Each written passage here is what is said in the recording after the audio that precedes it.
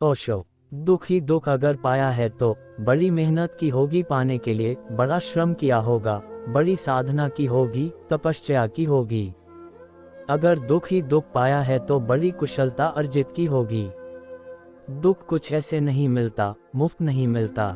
दुख के लिए कीमत चुकानी पड़ती है।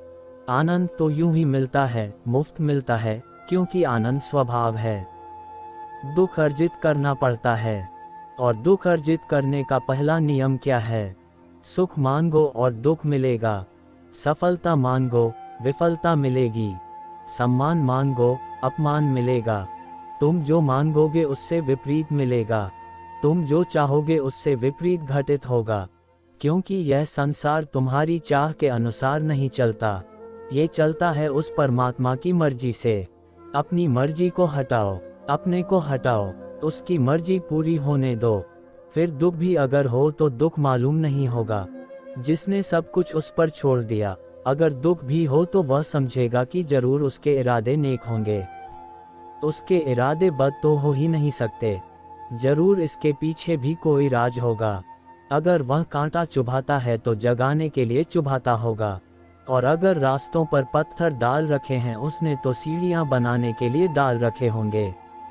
और अगर मुझे बेचैनी देता है, परेशानी देता है, तो जरूर मेरे भीतर कोई सोई हुई अभीप्सा को प्रज्वलित कर रहा होगा, मेरे भीतर कोई आग जलाने की चेष्टा कर रहा होगा। जिसने सब परमात्मा पर छोड़ा उसके लिए दुख भी सुख हो जाते हैं, और जिसने सब अपने हाथ में रखा उसके लिए सुख भी दुख हो जाते हैं। जिसे तुम जीवन समझ रहे हो वह जीवन नहीं है, टुकड़े टुकड़े मौत है। जन्म के बाद तुमने मरने के सिवाय और किया ही क्या है? रोज रोज मर रहे हो, और जिम्मेवार कौन है? अस्तित्व ने जीवन दिया है, मृत्यु हमारा आविष्कार है। अस्तित्व ने आनंद दिया है, दुख हमारी खोज है। प्रत्येक बच्चा आनंद लेकर पैदा होता है, और बहुत कम बूढ़े हैं जो आनंद लेकर विदा होते हैं। जो विदा होते हैं उन्हीं को हम बुद्ध कहते हैं। सभी यहाँ आनंद लेकर जन्मते हैं, आश्चर्य विमुग्ध आंखें लेकर जन्मते हैं, आह्लाद से भरा हुआ हृदय लेकर जन्मते हैं। हर बच्चे की आंख में झांक कर देखो, नहीं दिखती तुम्हें निर्मल गहराई। और हर बच्चे के चेहरे पर देखो, नहीं दिखता तुम्हें आनंद का आलोक। और फिर क्या हो जाता है? क्या हो जाता है? फूल की तरह जो जन्मते हैं वे कांटे क्यों हो जाते हैं? जरूर कहीं हमारे जीवन की पूरी शिक्षण की व्यवस्था भ्रांत है। हमारा पूरा संस्कार गलत है।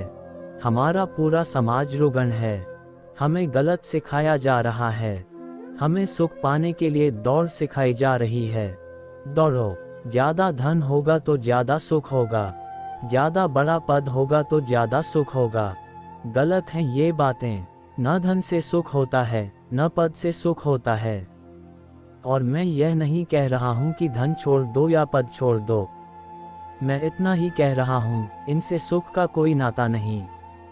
सुख तो होता है भीतर डुबकी मारने से। हाँ, अगर भीतर डुबकी मारे हुए आदमी के हाथ में धन हो तो धन भी सुख देता है। अगर भीतर डुबकी मारे हुए आदमी के हाथ में दुख हो तो दुख भी सुख बन जाता है। जिसने भीतर डुबकी मारी उसके हाथ में जादू आ गया, जादू की छड़ी आ गई।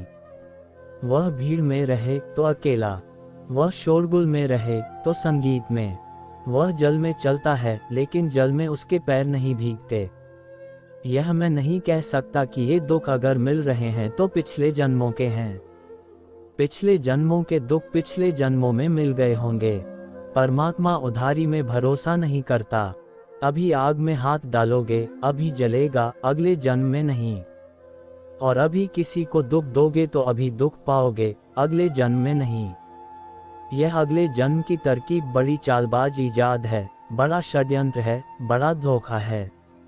अगर अभी प्रेम करोगे तो अभी सुख बरसेगा, और अभी क्रोध करोगे तो अभी दुख बरसेगा। सच तो यह है, क्रोध करने के पहले ही आदमी क्रोध से भस्मीभूत हो जाता है। दूसरे को जलाओ, उसके पहले खुद जलना पड़ता है। दूसरे को दुख दो, उसके पहले खुद को दुख देना पड़ता है। ये पिछले जन्मों के दुख नहीं हैं। अभी जो कर रहे हो उसी का परिणाम है।